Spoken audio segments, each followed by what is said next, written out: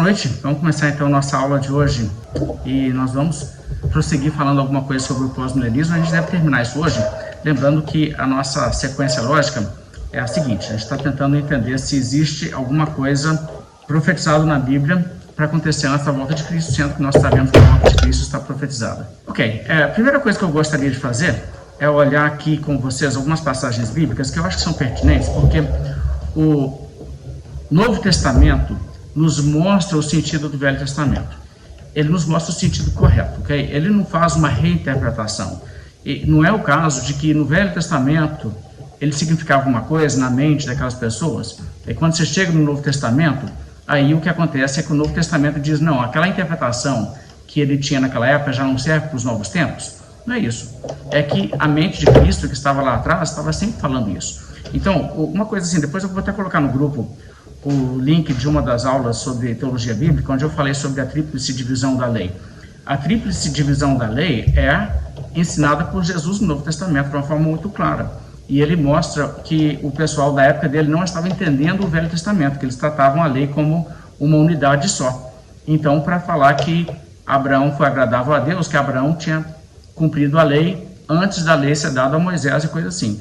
Abraão cumpriu alguns princípios da lei de Deus, certamente. Mas Abraão não guardou coisas que eram peculiares ao regime de Moisés. E o que acontece? Porque Deus não exigiu isso dele, isso não era um mandamento que se aplicava a ele. De modo que nisso aí você já tem uma distinção necessariamente entre aquilo que é mandamento de perpétua ligação e necessidade e mandamento que também é específico para certos lugares e tempos. E aí, o que Jesus faz no Novo Testamento, o modo que Jesus trata a lei, ele torna isso aí totalmente claro. Então isso é interessante da gente ver, que Jesus ensina como interpretar o Velho Testamento em relação a tudo. E ele ensina como interpretar o Velho Testamento também em relação às profecias. Por exemplo, ele mostra como que as profecias aplicam a ele, a questão do sofrimento dele, a primeira vinda e tal. E também a segunda vinda. E nisso, o que acontece é que os apóstolos de Cristo, que aprenderam diretamente com Cristo, eles também nos dão essa janelinha para a gente enxergar o que é o sentido correto do Velho Testamento, e não é que eles estão relendo o Velho Testamento e dando um novo sentido. Veja, por exemplo, Atos 13, 46. Então, Paulo e Barnabé, falando ousadamente, disseram: cumpria que a vós outros, em primeiro lugar, fosse pregada a palavra de Deus, mas posto que a rejeitais, a vós mesmos vos julgais indignos de vida eterna, eis aí que nos volvemos para os gentios, porque assim o Senhor nulo determinou. E aí ele cita aqui: eu te constituí luz para os gentios, a fim de que estejas para a salvação até os confins da terra. Isso aqui, a citação de Isaías, é um dos textos que vocês vão recordar, os pós-milenistas usam e dizem aqui: não é possível que o que aconteceu até agora seja o que foi predito no Velho Testamento, porque lá diz que Jesus vai ser salvação até os confins da terra.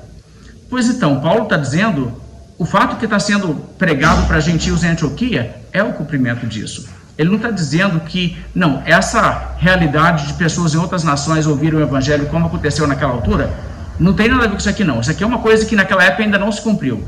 Paulo está dizendo, isso aqui cumpre. Okay? Então isso aqui já é uma coisa que está dentro do entendimento do que se referia àquela profecia. Outra passagem onde Paulo faz a mesma coisa é Romanos 15, verso 8, ele diz: digo, pois, que Cristo foi constituído ministro da circuncisão em prol da verdade de Deus para confirmar as promessas feitas a nossos pais, tá? Ou seja, as promessas lá do Velho Testamento, e para que os gentios glorifiquem a Deus por causa da sua misericórdia, como está escrito. E aí ele fala, o que está acontecendo no período em que ele já está pregando para os gentios, convertendo pessoas lá dentro dos gentios, é o cumprimento dessa promessa do Velho Testamento de que o evangelho iria para os gentios. E aí ele cita o Velho Testamento.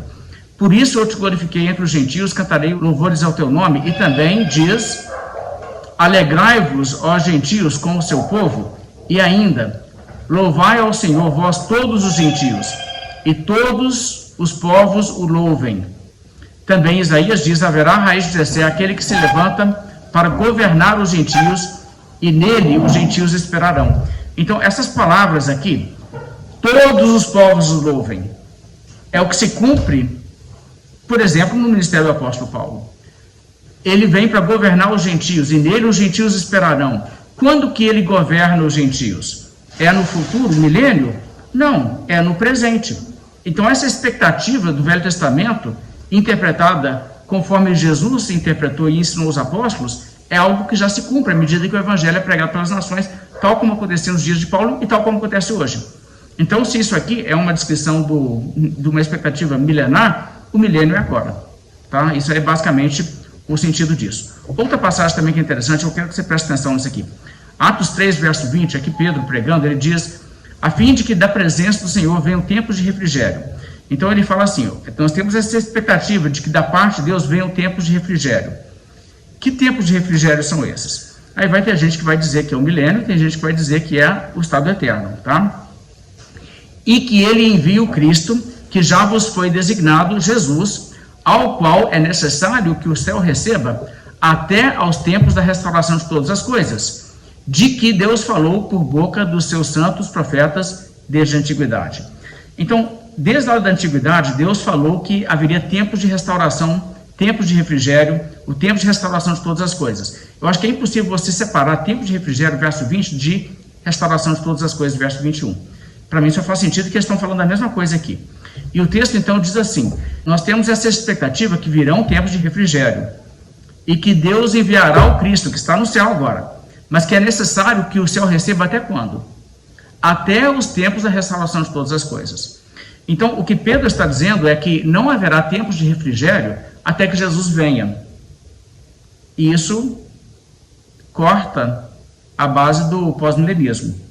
E ele também diz que quando Jesus vem, é o tempo da restauração de todas as coisas. Não é o tempo de um milênio, mas é o tempo de novos céus e nova terra.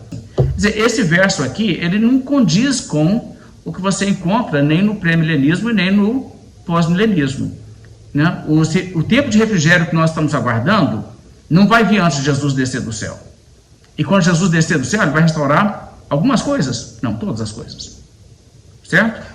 Então, quer dizer, são coisas onde você deve interpretar aquelas profecias todas do Velho Testamento, as coisas que Deus falou por boca de seus santos profetas, desde a antiguidade. O Novo Testamento está te dando um parâmetro para você saber encaixar isso aí na sua escatologia. Ok, então hoje eu quero fazer o que eu falei que eu ia fazer já, mas não consegui fazer semana passada, falar sobre o Jonathan Edwards. E eu quero falar sobre o Jonathan Edwards por dois motivos. Um, porque eu acho que serve de lição para a gente. A gente lê uma pessoa como Jonathan Edwards, que quer dizer um grande intérprete da Bíblia, uma mente brilhante, um cara assim. O nível assim, intelectual do Jonathan Edwards é de gênio mesmo, sabe? Então, assim, a gente vê isso em tudo que ele aborda. Mas a escatologia dele, por ser pós-milenista, levou ele a fazer muita interpretação da Bíblia que você fica coçando a cabeça assim, pensando, como que o cara podia errar nisso? Porque não faz sentido, sabe? O Edwards errar umas coisas assim, tão fácil de entender como essas aqui. Mas é isso que acontece. Então, o Edwards, ele vai dar a seguinte explicação do que é pós-milenismo. Escuta a definição dele aqui. O reino visível de Satanás será derrubado, e o reino de Cristo será estabelecido sobre os destroços dele, do que era antes de Satanás, em todos os lugares, ao longo de todo o globo habitável. Quer dizer, só talvez não vai ter lá na Antártica, porque não tem morador, ok?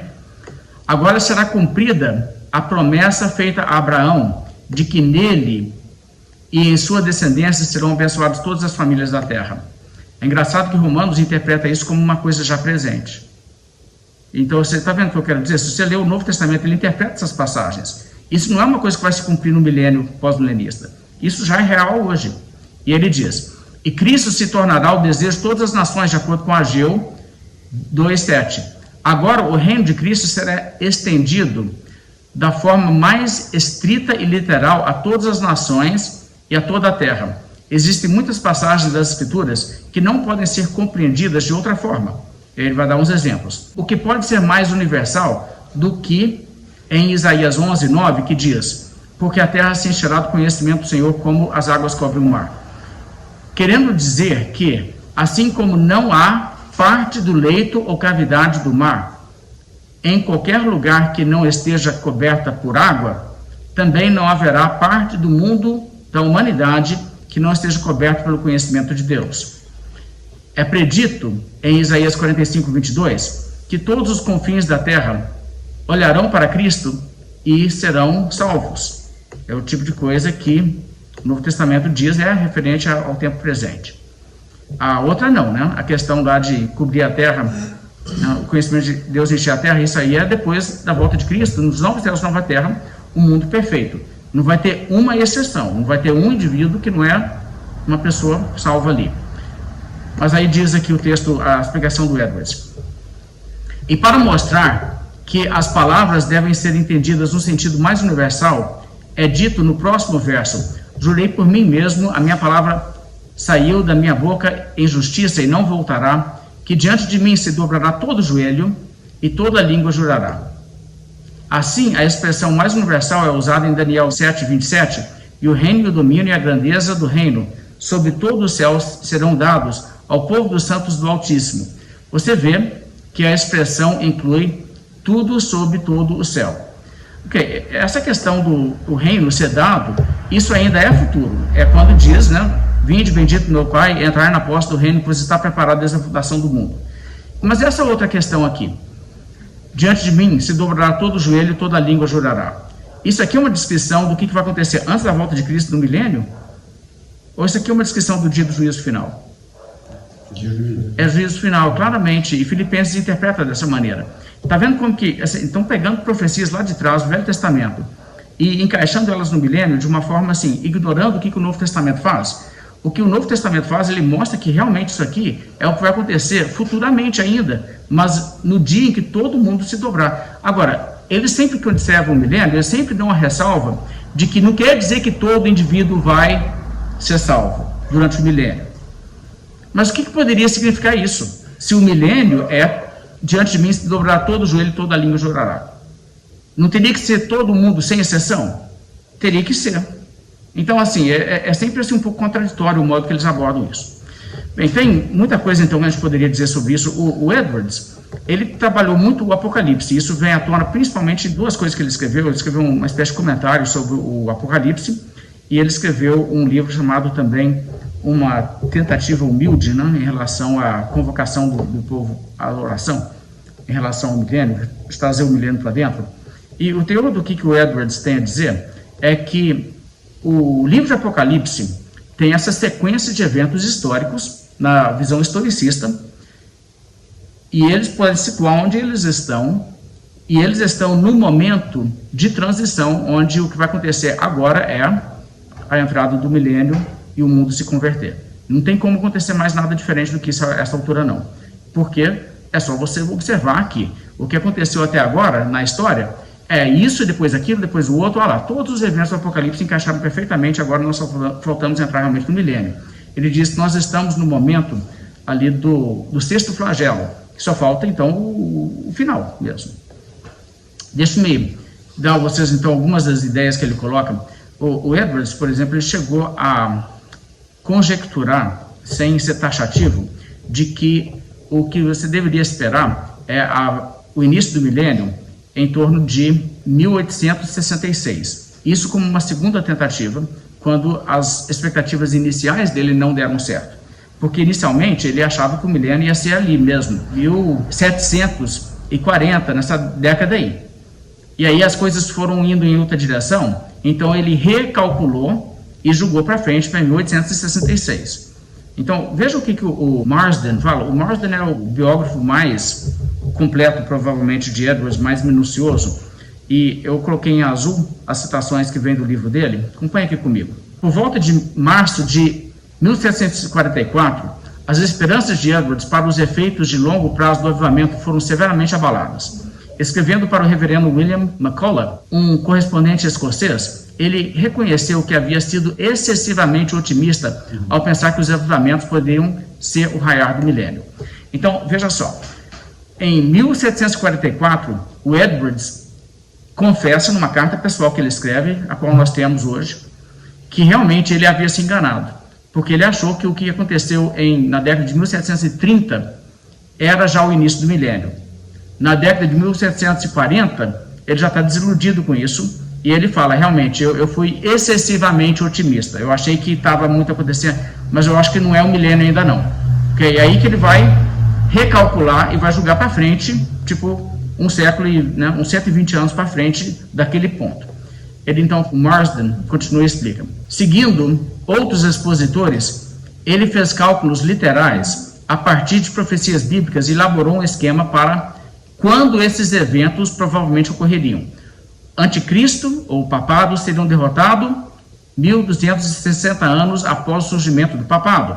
O ano de 606 depois de Cristo marcou a ascensão do Papa, o que significava que o golpe decisivo contra o poder papal provavelmente ocorreria por volta de 1866. Então, isso aqui é o Edwards, tá? O biógrafo está contando isso aqui. Em seu comentário de Apocalipse, ele interpretou uma das profecias como prevendo um papel heróico para o cristão perito em lógica nos últimos dias. Sabe, o crente que estuda lógica, ele vai fazer toda a diferença. Naturalmente, o Edwards era perito em lógica.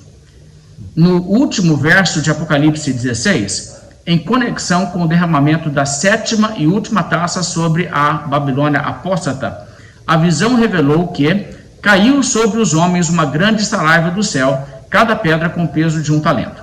A interpretação de Edwards foi: por essa saraiva parece ser principalmente destinado a fortes razões e argumentos convincentes e demonstrações que nada resistirá a eles, e eles derrubarão irresistivelmente e imediatamente despedaçarão o reino do anticristo, e matarão os homens em relação ao papismo, não literalmente, ok? Ninguém vai morrer, não. Ele vai morrer em relação ao papismo, ele vai parar de acreditar em catolicismo, como se fossem despedaçados por pedras do céu em um só golpe. O que ele está dizendo aqui? Está dizendo livros que argumentam, e livros como ele escrevia, fazendo apologética contra essas coisas, vão ser usados por Deus e vai destruir a crença no papado. E o simbolismo ali de pedras, uma saraiva com pedras de 1 tonelada batendo nas pessoas, matando as pessoas, é matando a crença no catolicismo. E as pedras são tipo assim, os tipos de livros que ele está escrevendo. É bem otimista, né? Eu diria que sim. Quando você começa a ler isso, você começa a perceber assim: o que a gente faz com Edwards nessa altura? A gente diz para ele assim: não, eu acho que eu já sei o que aconteceu. Nessa mesma década, lá em Córcega, lá no meio do Mediterrâneo, foi inventada a maionese. Deve ter sido isso. O Marsden ainda explica: particularmente, se esse cálculo estivesse correto, significaria que eles estavam atualmente vivendo no tempo do derramamento da sexta de 7 taças da ira de Deus, que deveria secar o rio Eufrates, Apocalipse 16, 12. Isto, ele acreditava, poderia ser interpretado como o secar das entradas financeiras e suprimentos da Babilônia. Não, o rio Eufrates corta pela Babilônia, certo? Ou seja, o papado romano. Okay. É absurdo quando você lê esse negócio, porque o Eufrates vai secar para a vinda dos reis do Oriente. Aí os reis do Oriente são quem? São os inimigos da Babilônia. Os inimigos da Babilônia, né, porque tem lá no período do Velho Testamento, né, os medos e persas vieram daquele lado. Aí a Babilônia representa Roma. Então os reis do Oriente que vêm atravessando o Rio Seco é quem? Os missionários protestantes. Interpretação estranha, né? Bem, Edwards, portanto, transferiu para um caderno relatos detalhados, principalmente jornais de Boston, que lidavam com derrotas das forças católicas que poderiam ser interpretadas como sendo a riqueza que abastecia a Babilônia, ou Roma, né? Roma católica. Sempre que os britânicos capturavam navios franceses, uma característica frequente nas primeiras entradas, Edwards copiava o número de homens e armas capturadas. Tipo assim, isso aqui é cumprimento de profecia, tá? Não sendo um amigo do aprendizado por si só, Edwards incluiu como uma das primeiras evidências do trabalho de Deus um relato de Viena sobre uma biblioteca jesuíta, uma das mais bem equipadas e mais completas da Europa, que foi atingida por um raio e queimou. Ou seja, naqueles dias em que ele estava escrevendo, teve lá um raio que acertou uma biblioteca em Viena. A biblioteca pegou fogo e queimou, perderam-se livros. Essa biblioteca pertencia aos jesuítas e era uma das mais completas bibliotecas da Europa. Aí ele diz: tá vendo? Tá vendo? Aí, ó, é o secar do Eufrates, predito no Apocalipse. Esse é o tipo de interpretação que ele está fazendo aqui. Como eu disse, esse tipo de expectativa deixou ele, assim, totalmente à mercê das teorias mais mirabolantes para interpretar a Escritura. E eu não estou fazendo isso para zoar ele, não, porque eu tenho o maior respeito por ele, mas eu estou dizendo isso como um alerta para a gente. Porque quando a gente vê Edwards, embarcando nisso, você tem que pensar assim, esse negócio é muito fácil você seguir as modas. Está no auge, sabe? Por isso que eu posso gostar de uma pessoa igual, por exemplo, o Grant Conato e o MacArthur, que hoje estão totalmente embarcados aí na moda atual, que é o dispensacionalismo, e fazem as interpretações mais bizarras de algumas coisas. Mas são grandes homens de Deus. Mas a gente tem que entender que, né, a gente não pode ir dessa maneira. Um grande homem de Deus pensa isso, então é isso. A gente tem que tomar muito cuidado com isso. Bem, em relação à questão de uma perseguição futura e coisa assim, o Edwards, ele descarta totalmente essa ideia. Ele diz, não tem isso não. O que aconteceu já com o papado tentando impedir a reforma protestante antes dela acontecer, com a perseguição ali dos... Ele fala até dos albigenses, dos valdenses. Os albigenses eram hereges, né? Mas também os seguidores do Hus. E depois o que aconteceu na reforma protestante, ele diz aquilo ali é toda aquela luta que ainda a besta consegue fazer. Aquilo agora está tudo no passado, não tem nada disso para o futuro. O futuro agora é só melhorar, é só glória. Okay. Vamos ler um pouco do que ele tem a dizer sobre o Apocalipse? E aqui agora o que está de verde são palavras do Edwards, ok? Isso aqui é Edwards explicando a Bíblia para a gente. Neste capítulo temos uma profecia de um futuro avanço glorioso da Igreja de Deus. Há uma grande concordância entre o que é dito aqui e outras profecias que manifestamente devem ter relação com a glória futura da Igreja, como Isaías 42, 3 e 4. Todo esse capítulo, além de qualquer dúvida, olha só, além de qualquer dúvida, tem relação com o estado mais glorioso da Igreja de Deus na Terra. Até agora, nada foi trazido à luz que cumpra essas profecias, mas isso deve ter relação com o grande chamado de juntamento dos judeus ao redil de Cristo e sua recepção às bênçãos do seu reino após a queda de Anticristo e a destruição da Babilônia mística. Então ele está dizendo, o que nós estamos vendo aqui, nada que aconteceu na história até agora pode ser isso aqui que está descrito aqui. Isso aqui é o futuro, o que vai acontecer no milênio, o que vai acontecer quando os judeus todos converterem e as nações em geral, e não vai ter mais, né, o Papa no mundo, não. Aí ele fala, é evidente pelas Escrituras que ainda há um grande avanço do interesse da religião e do reino de Cristo neste mundo por um derramamento abundante do Espírito de Deus, muito maior e mais extenso do que já ocorreu. Nada aconteceu até hoje que atende à expectativa que a gente deveria ter de acordo com as profecias bíblicas, ou seja, Jesus não pode voltar ainda. Ainda tem que ter muito avanço do Evangelho antes de Jesus voltar. Aí ele diz, é certo que muitas coisas que são ditas sobre um tempo glorioso de expansão e prosperidade da igreja nos últimos dias ainda não foram cumpridas. Nunca houve uma propagação e prevalência da religião cristã que ele quer dizer, de maneira alguma da extensão e universalidade que as profecias representam. Muitas vezes é predito e afirmado em uma grande variedade de expressões fortes que chegará um momento em que todas as nações, por todo o mundo habitável, abraçarão a verdadeira religião e serão trazidas para a Igreja de Deus. Foi frequentemente prometido aos patriarcas que em sua descendência todas as nações, como às vezes é expresso, todas as famílias da terra seriam abençoadas. Então o que ele está dizendo? Ele está dizendo a mesma coisa que você escuta um pré-milenista hoje dizendo. Você olha o texto lá, Satanás está amarrado, nada que você possa dizer que aconteceu até hoje atende isso não. A expectativa que a gente tem é de uma coisa muito melhor do que isso. Aí o pré-milenista vai dizer, então Jesus vai voltar e vai fazer acontecer. Ele está dizendo, não, isso vai acontecer antes de Jesus voltar. Aí ele diz mais, assim, Abraão é dito ser herdeiro do mundo, não em si mesmo, mas em sua descendência, que é Cristo, Romanos 4,13. E com isso, seria cumprido para Abraão, se não pela realização da grande promessa de que em sua descendência todas as nações da terra seriam abençoadas? Pergunta, né? E como isso seria cumprido para Abraão, se não pela realização da grande promessa de que em sua descendência todas as nações da terra seriam abençoadas? Ou seja, nada do que aconteceu até hoje no mundo cumpre a promessa de que na descendência de Abraão todas as nações da terra seriam abençoadas. Isso aí é o milênio. Isso não é indivíduos converter. As nações têm que ser em massa convertidas. Prosseguindo.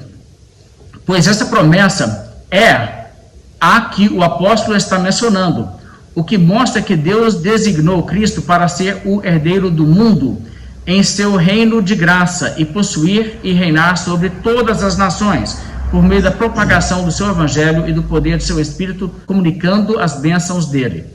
Deus o designou para esse domínio universal por um juramento solene, Isaías 45, 23. Jurei por mim mesmo, saiu da minha boca em justiça, e não tornará atrás, que diante de mim se dobrará todo o joelho, e por mim jurará toda a língua. Mais uma vez, né? Essa passagem que é referência ao dia do juízo, ele está dizendo a referência ao milênio. Parece evidente que chegará um momento em que não haverá uma única nação remanescente no mundo que não abraçará a verdadeira religião, pois Deus revelou expressamente que nenhuma dessas nações será deixada de pé na terra. Isaías 60, 12. A nação e o reino que não te servirem perecerão. Sim, essas nações serão totalmente destruídas. De novo, uma passagem que os premilenistas ligam com o milênio, ele também. Deus declarou que a idolatria pagã de todo culto aos deuses falsos serão totalmente abolidos, de maneira tão universal que não será mantido em nenhum lugar sob os céus ou sobre a face da terra. Jeremias 10, 11. Os deuses que não fizeram os céus e a terra, estes perecerão da terra e de sobre estes céus. E o verso 15. Eles são vaidade e obra de erros, no tempo da sua visitação perecerão. Ou seja, durante o milênio já não vai ter mais idolatria no mundo. Isso deve ser entendido como algo que ocorrerá enquanto esta terra e estes céus permanecem, ou seja, antes do fim do mundo. Então veja o que ele diz. E é importante você entender o raciocínio. O raciocínio é bem esse. Existe essa previsão de o fim da idolatria, o fim da crença falsa. Todas as nações vão ter que servir a Deus. Isso tem que acontecer antes do fim do mundo. Então, já que o fim do mundo acontece com a volta de Cristo, tem que acontecer antes da volta de Cristo, não pode ser depois. Ele então prossegue e diz assim: e nosso Redentor, em seu reino de graça, possui até agora apenas uma pequena parte do mundo. Em seu estado mais florescente, desde que as artes alcançaram sua maior altura, e uma grande parte do mundo foi descoberta recentemente, e muito ainda permanece desconhecido até hoje. Quer dizer, tem ilhas aí que tem população que a gente nem sabe delas existir ainda, entendeu? Então, como é que cumpre isso aqui? Essas coisas tornam muito mais evidente que o cumprimento principal dessas profecias, que falam do avanço glorioso do reino de Cristo na terra, ainda está por vir. Toda a criação está como que esperando ansiosamente por esse dia, e constantemente gemendo e sofrendo dores para dar à luz a felicidade e a glória dele, desse dia. Pois esse dia é acima de todos os outros tempos, exceto o dia do juízo, o dia da manifestação dos filhos de Deus e de sua gloriosa liberdade. E, portanto, aquela elegante representação que o apóstolo faz da expectativa ansiosa e do sofrimento da criação, em Romanos 8, 19 a 22, se aplica aos eventos gloriosos deste dia. A expectativa ansiosa da criação aguarda a manifestação dos filhos de Deus. Ok, isso aqui é chocante você ler isso, porque agora ele está dizendo o seguinte: quando Paulo diz que toda a criação foi sujeita à vaidade e que o universo geme agonizado para a libertação do que aguarda, ele diz, tá, isso aí é o quê? É o milênio pós-milenista. Que quando a população do mundo se converter, então isso terá esse efeito de que a criação que geme, angustiada, ela vai dizer assim, tive alívio. Não, gente, isso aqui é quando Deus fizer novos céus e nova terra. É muito óbvio isso. E como que o Edwards não fez essa ligação? Como que ele não entendeu isso? Como que ele interpretou errado Romanos 8 nesse ponto? Está vendo como que é consequente esse tipo de teologia? Eu não entendo como que uma pessoa igual Edwards consegue, assim, entrar numa furada dessas. Ele diz, então, embora a criatura esteja sujeita à vaidade, ela não repousa nessa situação, ela não descansa, ela não consegue se ver em paz, mas está constantemente agindo e se esforçando, visando aquela gloriosa liberdade que Deus designou no tempo que estamos falando, e como que se estendendo em direção a ela. Todas as mudanças que ocorrem no mundo, de era em era, são ordenadas em infinita sabedoria, de uma maneira ou de outra, para preparar o caminho para esse resultado glorioso que acontecerá quando a verdade e a justiça finalmente prevalecerem, e aquele a quem pertence o direito tomará o reino. Ou seja, tudo que acontece na história do mundo está armando o palco para o milênio pós-milenista. Todas as criaturas, em todas as suas operações e movimentos, tendem continuamente a isso, como em um relógio todos os movimentos de todo o sistema de engrenagens e movimentos tendem ao golpe do martelo no tempo designado. Todas as revoluções e movimentos inquietos do Sol e de outros corpos celestes, de dia para dia, de ano para ano e de era para era, estão constantemente tendendo para cá, assim como todas as muitas viradas das rodas de uma carruagem em uma jornada tendem ao fim designado da jornada. As lutas e conflitos poderosos das nações e os abalos dos reinos e aquelas vastas mudanças sucessivas que ocorrem nos reinos e impérios do mundo, de uma era para a outra, são como que dores de trabalho da criação, dores de parto, né, a ideia, a fim de trazer à luz esse evento glorioso, o milênio. E as escrituras representam as últimas lutas e mudanças que precederão imediatamente esse evento, como sendo as maiores de todas, como as últimas dores de uma mulher em trabalho de parto são as mais violentas. A criatura, esperando ansiosamente por essa manifestação gloriosa e pela liberdade dos filhos de Deus, e sofrendo dores para alcançá-la, portanto, as escrituras, por uma figura semelhante, muitas vezes representam que quando isso se cumprir, toda a criação inanimada se alegrará grandemente, que os céus cantarão, e a terra se alegrará, e os montes romperão em cântico, e as colinas se regozijarão juntas, e as árvores baterão palmas, as partes mais baixas da terra gritarão, o mar rugirá, e a sua plenitude e as águas baterão palmas. Aí ele dá algumas referências bíblicas. Quer dizer, quando o milênio pós-milenista começar, a natureza vai regozijar e vai dizer, uhul! Agora, sim, a gente estava ansioso por isso, a gente gemia, né? Sujeito à vaidade, mas não estamos mais nessa sujeição à vaidade, estamos felizes agora com o início do milênio.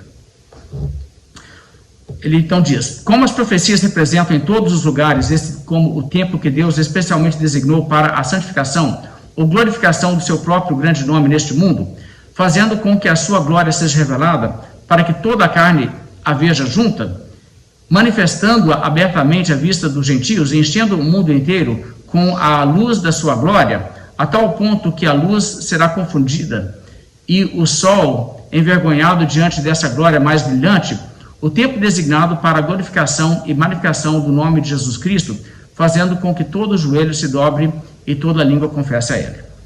Parece ser indicado na profecia que, após a reforma protestante, Anticristo não deveria mais prevalecer contra a Igreja de Cristo, como antes havia feito.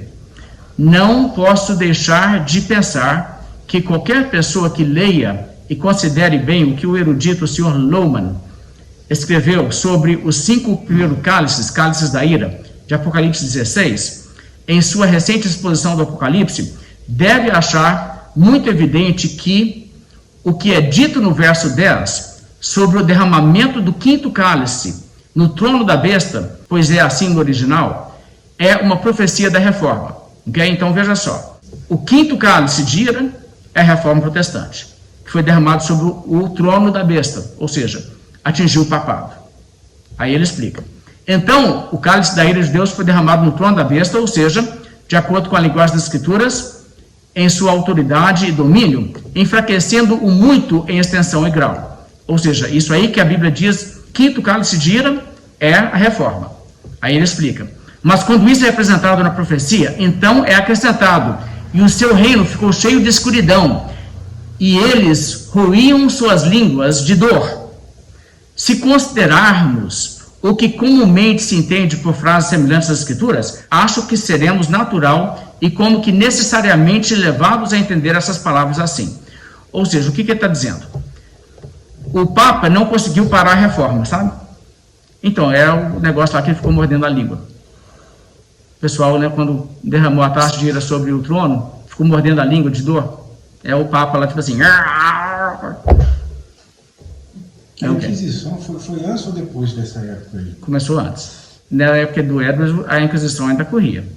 Okay, vamos continuar lendo o Edwards aqui. Ele fala então assim: por conta de tal defesa da Igreja Protestante de Deus e da decepção e confusão de todos os dispositivos sutis, planos, bem elaborados, tentativas furiosas de seus inimigos anticristãos para subjugar e erradicar, e vendo-os ainda mantendo sua posição e subsistindo de forma independente deles, ou seja, os protestantes continuam a existir apesar das tentativas do Papa, apesar de tudo o que fazem, faz com que eles, como que, rangem os dentes e mordam a língua puramente de raiva e vexação. É isso que está sendo profetizado ali no quinto cálice de ira derramado.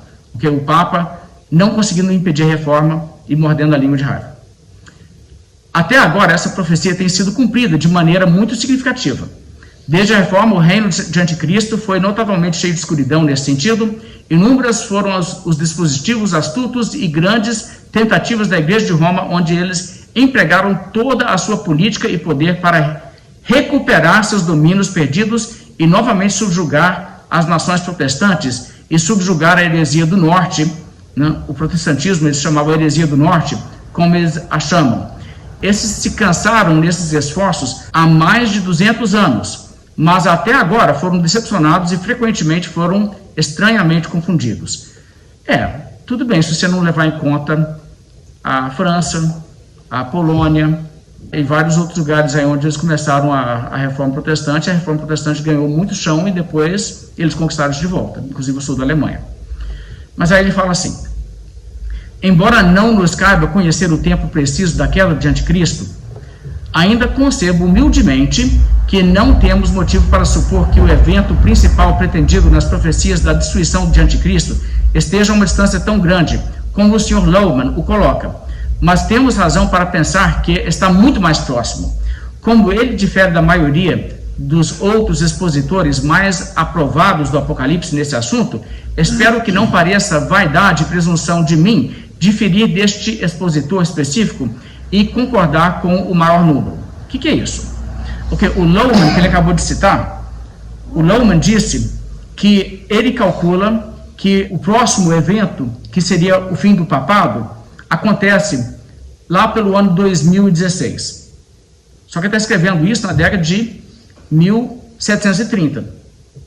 E o Edwards, escrevendo na década de 1740, esse livro é de 1747, ele diz assim: não tem como não tem como estar tão longe assim não, o milênio começar só em 2016, tem que ser antes, tem que ser bem mais perto. Olha como que ele argumenta.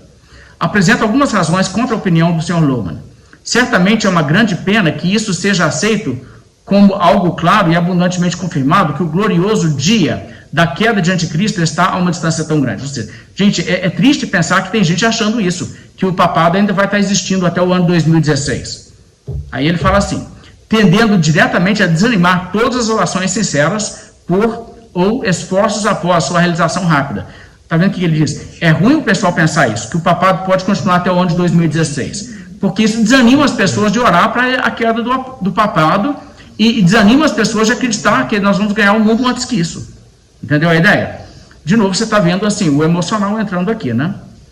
Queria crer. Né? Falei, o livro do pós-milenismo, defendendo ele, deveria ser intitulado isso: Quero crer que. Ok? Mas aí ele fala assim: a menos que haja bons e claros fundamentos para isso, o que ele vai dizer que não tem. Aí ele fala assim: eu gostaria, portanto, de oferecer algumas coisas para consideração que penso poderem justamente fazer com que olhemos para a opinião deste erudito intérprete, o Lohmann, de que este evento feliz está a uma distância tão grande, não tão certa e indubitável, a ponto de impedir nossa oração e esperança de que seja cumprida muito mais cedo.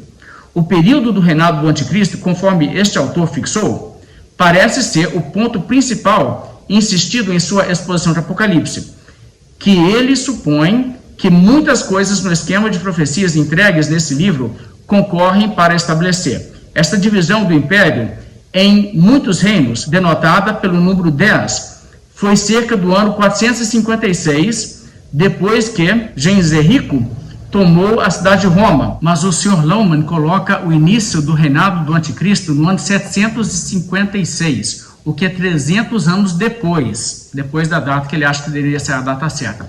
Se essas coisas que foram faladas são destinadas à profecia do sexto cálice, isso oferece, como eu concebo, uma grande razão para esperar que o início da gloriosa obra do Espírito de Deus, que em seu progresso e resultado derrubará o Anticristo e introduzirá a glória dos últimos dias, não está muito longe.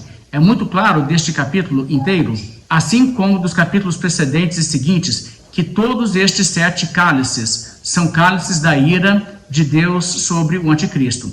E, portanto, sem dúvida, quando se diz que o sexto anjo derramou o seu cálice sobre o rio Eufrates e suas águas foram secas, para que o caminho dos reis do Oriente fosse preparado, pelo rio Eufrates entende-se algo que de alguma forma pertença a esta Babilônia mística, ou seja, o catolicismo romano. E, portanto, é natural supor que, ao secar as águas do rio Eufrates, nas profecias da destruição da nova Babilônia para preparar o caminho dos seus inimigos, significa secar as suas receitas e suprimentos financeiros e a remoção daquelas coisas que até agora têm sido os principais obstáculos no caminho daqueles que neste livro são apresentados como em guerra com ela, com a Babilônia, e buscando a sua destruição, que tem impedido o seu progresso e sucesso, ou que tem sido os principais impedimentos no caminho da religião protestante. O Sr. Lohmann, eu acredito, colocou isso além de qualquer dúvida, ou seja, provou, acima de qualquer dúvida, que o quinto cálice foi derramado na época da Reforma. O quinto cálice, Reforma Protestante. Também pertence de maneira satisfatória por meio de sua recente exposição que, levando um cálice com o outro, não passam 200 anos desde o início de um cálice até o início do outro, mas cerca de 180 anos. Mas agora, são cerca de 220 anos desde que o quinto cálice começou a ser derramado. E é um longo tempo desde que os principais efeitos foram concluídos. E, portanto, se o sexto cálice ainda não começou a ser derramado, pode ser esperado rapidamente. Okay, o que ele está dizendo, a gente deve usar o cálculo do ano 606. O Lohmann usa uma data bem posterior, 756. Aí ele diz, então a data que ele está marcando é errada, e aí você tem que encontrar 1260 anos. Aí, por isso que ele está usando a data de início errado, por isso que ele está chegando em 2016. Se você usar a data certa, você vai chegar em volta de 1866. Ele chegou em 2016, a data que ele contou? A data do Lohmann, 2016. Aí o Edwards está falando assim, não pode ser isso, não pode ser isso. Está longe. Está muito longe, tem que ser antes. Ele explica que as profecias de Deus no Apocalipse não dão margem para outra coisa, porque você vê que a partir daquele momento que o rio do Eufrates seca, aí é só a bênção dele para frente, aí não tem mais resistência. Então a coisa agora, estamos naquele ponto, ok? E ele faz a seguinte argumentação, que o intervalo que houve, o intervalo entre um tempo e outro, dos cálices da ira serem derramados, você pode olhar na história, eles tiveram um intervalo sempre entre 180 a 200 anos, ok? Agora olha a lógica. Ele identificou na história, o primeiro cálice da ira, esse evento na história. O segundo cálice, esse evento na história. O terceiro cálice, esse evento na história. O quinto cálice, a reforma. Aí ele fala, todos os outros intervalos foram entre 180 a 200 anos. Hoje, o intervalo entre o quinto cálice e o sexto, se for hoje, já é 220 anos. O que prova que não tem como ser mais tempo do que isso. Porque, né, tudo tem que ter uma certa sincronia. Você viu assim, que lógica que é essa? É um negócio bem fraco argumentar isso. Então... E o total de carne seria quantos? 7. Mas o sétimo já é... Né, o sétimo já é o final. Então aí já tem que ter o início. Só tem que ter Exatamente. Não, o quinto é a reforma. Ele está dizendo que eles estão vivendo os dias do sexto. Entendeu? Que é o fim do poderio do Papa. A queda da Babilônia, aquela coisa toda. E aí só falta mesmo, né, a glória. Mas aí ele fala assim, é uma opinião que parece ter se estabelecido bastante, que antes do cumprimento das profecias relacionadas à glória futura da igreja, deve vir um tempo terrível, um tempo de sofrimento extremo e perseguição terrível na igreja de Cristo, onde Satanás e o anticristo obterão sua maior vitória sobre ela, e ela será reduzida mais do que nunca por seus inimigos. Ok, então ele está dizendo assim, tem muita gente que acredita isso, ok? Aí quem acredita isso? Bem, os amilenistas. Nós estamos no milênio agora, mas no final do milênio, Satanás vai voltar a ser solto, certo? Mas aí ele diz assim, se as pessoas não esperarem nada além de que, quanto mais se apressam os tempos gloriosos do reino de Cristo, mais cedo virá esse tempo terrível, no qual a maioria do povo de Deus deve sofrer tão extremamente e a igreja de Cristo ser quase extinta e apagada de debaixo do céu? Como pode ser de outra forma, senão um grande desânimo para a esperança, coragem e atividade delas em orar por e almejar a rápida introdução desses tempos gloriosos prometidos? Enquanto essa opinião for mantida, ou seja, enquanto tiver gente achando que a próxima coisa que vai acontecer antes de Jesus voltar é uma apostasia, uma perseguição, uma tribulação da igreja, sem dúvida, ele diz, terá sempre essa influência infeliz nas mentes daqueles que desejam o bem a Sião e apreciam suas pedras e pó. Isso tenderá a desanimar, amortecer e reprimir a vida, a esperança e a expectativa alegre na oração, e mesmo em grande medida a impedir toda oração séria, animada e encorajada no povo de Deus por essa misericórdia em qualquer momento antes de ser efetivamente cumprida. Portanto, essa noção tende a desencorajar e impedir toda oração séria na igreja por essa gloriosa vinda do reino de Cristo até que ela realmente aconteça, isto é, impedir que aconteça de todo.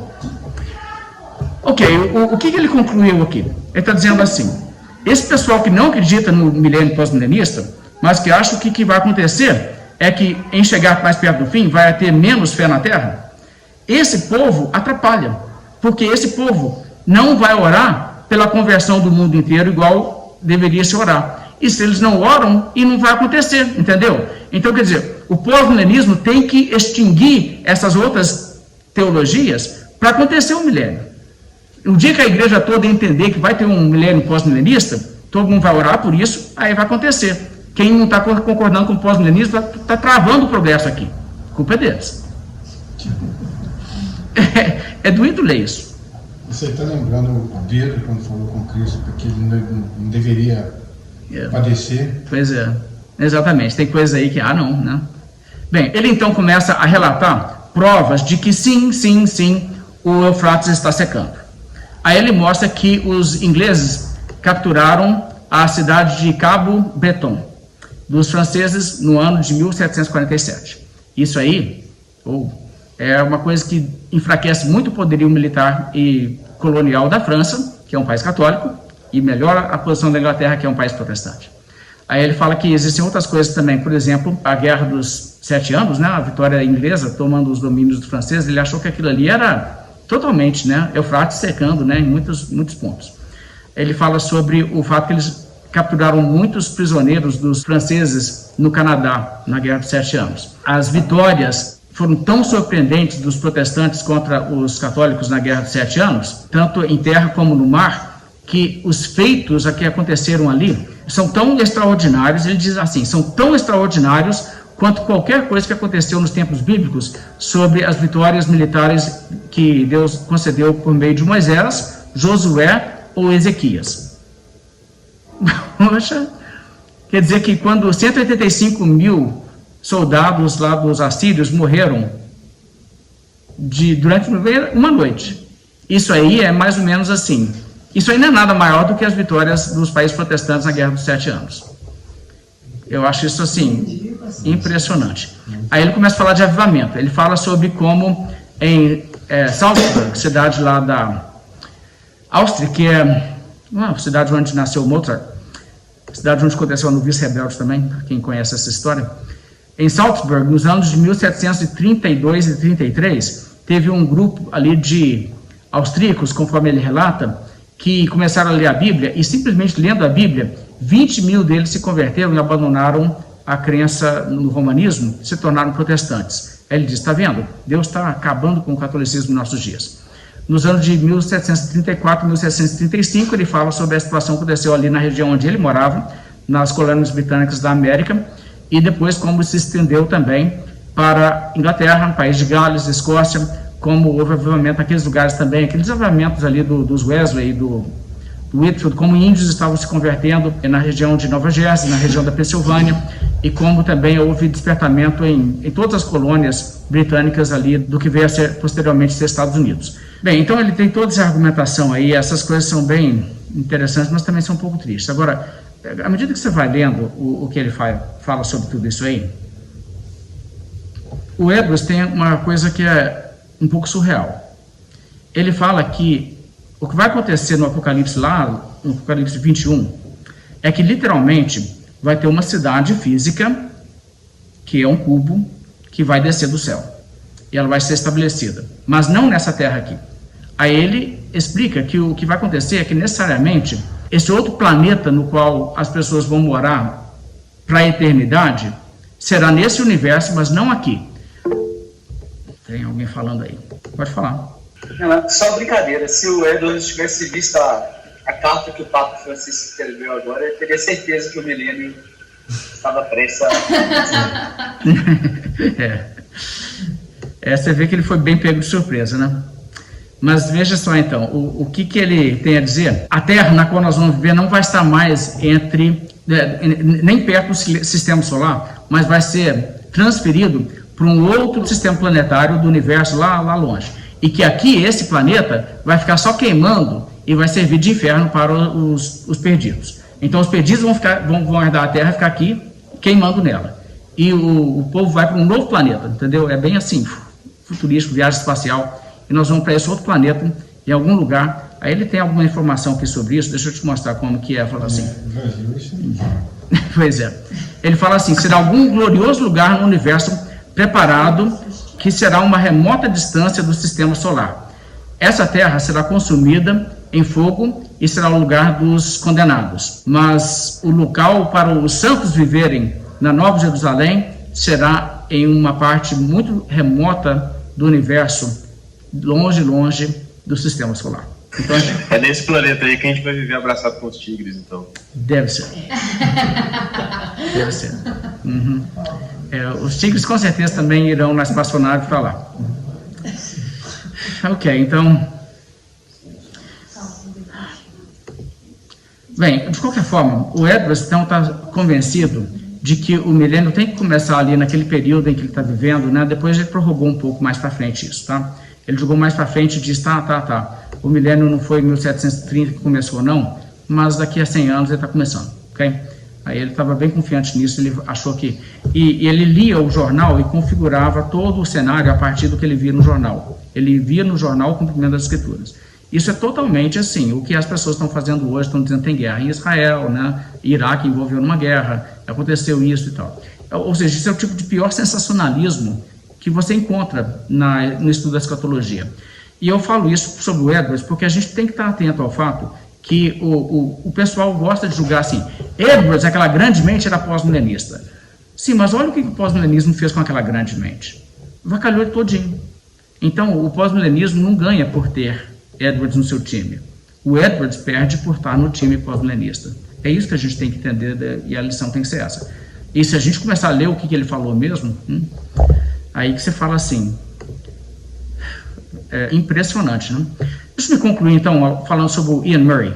O Ian Murray, grande administrador do Jonathan Edwards, fez uma biografia sobre ele, não colocou nada sobre os furos dele também, nesse ponto do milenismo dele, porque era pós-milenista também. O Ian Murray conta como ele virou pós-milenista. E eu quero que você note aqui, existe essa coisa comum. O pré-milenista e o pós-milenista. Todos dois têm a ideia de que, antes do fim deste mundo, tem que ter essa era dourada. E aí a disputa é, Jesus vem antes ou vem depois. Então, e quando você estiver falando assim, aquelas profecias lá de Isaías tem que cumprir antes do juízo final, você vai ser ou pós-milenista ou pré-milenista. Tá? E aí o que acontece? Quando você ensina dessa maneira, você prepara a pessoa para mudar de time dessa maneira. Historicamente aconteceu foi isso. O pós-milenismo deu lugar para o pré-milenismo, porque ele preparou as pessoas a dizer, as profecias lá falam no período de ouro. Aí realmente não vai acontecer sem Jesus voltar não, só Jesus voltando. Aí Jesus voltando vai fazer, mas nessa terra aqui.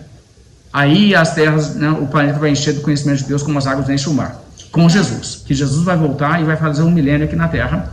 E aí com Jesus presente governando em Israel, vai ser uma maravilha. Mas acredito que Jesus vai voltar, vai morar em Israel, okay? E vai reinar lá, com o corpo glorificado, vai ter gente ressurreta, glorificada, vivendo na terra juntamente com mortais, e vai ter assim essa misturada toda. Os mortais reproduzindo, os outros só assistindo. Okay? Durante 1000 anos. 1000 anos literais.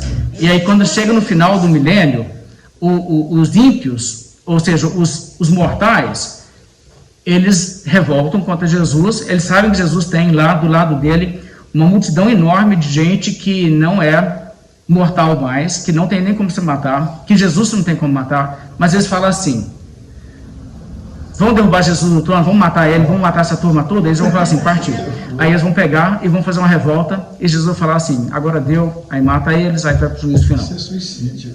Sério? É isso que é o premilenismo. Não é todo premilenista que computou tudo isso, mas é isso que o premilenismo ensina. Bem, eu vou ler só um pouquinho do que o Ian Murray diz. Isso aqui está no livro dele, onde ele avança o pós-milenismo e defende o pós-milenismo. Ele fala assim: meu pai era um cristão que acreditava em oração, mas eu sabia e entendia pouco de suas orações até depois da minha própria conversão aos 16 anos. A partir desse momento, ao ouvir as petições do meu pai, eu concordava com todas elas, todas exceto uma. Meu pai oraria por sua disseminação universal e triunfo global pelo dia em que a nação não levantará a espada contra outra nação, nem aprenderão mais a guerra, e quando grandes multidões em todas as terras serão contadas entre o sofrimento da alma de Cristo. De acordo com o ensino com o qual eu estava, então, em contato, essas petições estavam equivocadas, sendo produtos de um liberalismo teológico que acreditava no progresso ascendente do homem e na vinda de um mundo melhor. A crença evangélica, pelo que eu pensava, vinculava-se a uma presunção contrária, ou seja, que o mal crescente deve dominar a cena mundial até que Jesus Cristo retorne em poder e glória. Até então, o evangelho deve ser pregado como testemunho a todas as nações, embora sem antecipação de que grandes números da raça humana o receberão. Portanto, eu estava desconfortável com esse único aspecto de nossas orações familiares, especialmente porque eu supunha que a crença na segunda vinda iminente de Cristo é uma necessidade na experiência evangélica, enquanto as petições das quais eu discordava dificilmente poderiam ser oferecidas, a menos que se supusesse que o fim não é ainda. Não era essa uma suposição que destruiria a prontidão para a sua aparição que Cristo ordenou? Na insistência de suas petições, percebi que meu pai frequentemente usava linguagem bíblica. Concebi o erro dele como sendo o de aplicar a esse tempo ao curso atual da história, o que é descritivo de um período que se seguirá ao retorno de Cristo. Ou seja, o Ian Murray era pré-milenista. Jesus vai voltar e vai fazer o milênio. Okay? Aí ele diz assim: somente após sua aparição pessoal, multidões, incluindo os judeus como nação, entrarão em seu reino. Somente então se seguirá uma era de paz, quando a terra será cheia do conhecimento do Senhor, como as águas cobrem o mar. Isso aí é o milênio pré-milenista que ele acreditava. Com essa visão do futuro, pode-se acreditar tanto no progresso presente do mal, quanto em um período ainda por vir, quando a prosperidade predita do reino de Deus no mundo finalmente se tornará uma realidade. Ou seja, ainda vai ter um milênio futuro, mas é depois que Jesus volta. Em consequência, deve-se também acreditar que a conclusão deste presente século não testemunhará o fim do mundo, mas o retorno de Cristo e o início de uma nova era, frequentemente chamada milênio. Quando isso tiver decorrido, o último julgamento ocorrerá e o tempo não existirá mais. Ou seja, só depois do milênio pré-milenista é que vem o juízo final. Aceitando essa perspectiva do futuro, uma visão que é conhecida como milenarismo, pré-milenarismo, na verdade, eu não estava ciente de uma objeção que há muito tempo é levantada contra ela, contra o pré-milenismo, e uma objeção que pode ser simplesmente declarada: o retorno de Jesus Cristo é representado no Novo Testamento em termos que excluem a possibilidade de uma nova era intervir entre sua vinda e o fim do mundo. A segunda vinda é o fim do mundo, não pode ter um milênio entre a segunda vinda e o fim do mundo. Aí ele explica: sua segunda vinda e o fim ocorrerão juntos. Aí ele dá uma referência. Ele permanecerá no céu, não até iniciar o milênio, mas até o tempo da restauração de todas as coisas. Atos 3. Em outro lugar, chamado de a regeneração, que Jesus se identifica com o último julgamento, quando ele vier, todos os mortos serão ressuscitados. Os cristãos glorificados, o reino completo e o dia da longanimidade de Deus para com os pecadores chegará ao fim. Quer dizer, depois que Jesus voltar, ninguém vai converter mais. A testemunha de muitos textos que falam dessas verdades torna impossível a ideia de que a aparição de Cristo pode estar relacionada a ou seguida por uma nova era de bênção espiritual para aqueles até então não salvos. Por esse motivo, todas as declarações confessionais das igrejas reformadas há 400 anos se recusaram a identificar o milenarismo com o cristianismo histórico e falaram, em vez disso, do retorno de Jesus Cristo como coincidente com o dia do julgamento. Que Jesus volta ao juízo final, tá? Juízo geral, ressurreição geral. Aí ele fala os 39 artigos, a confissão de fé escocesa, a confissão belga, o catecismo de Heidelberg, todos esses.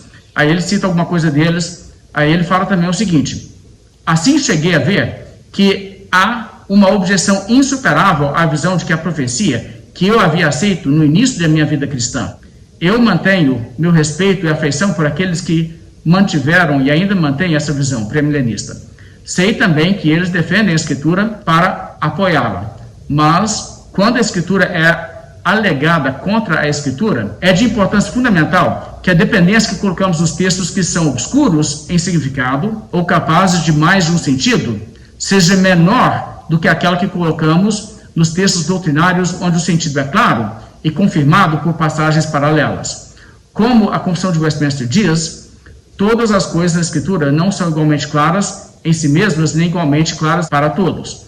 Portanto, diante de total ausência de evidências de apoio ao Novo Testamento, é expressamente arriscado afirmar que 1000 anos intervêm entre a vinda de Cristo e o fim do mundo, com base no ensino de que Apocalipse 20 ensina um milênio.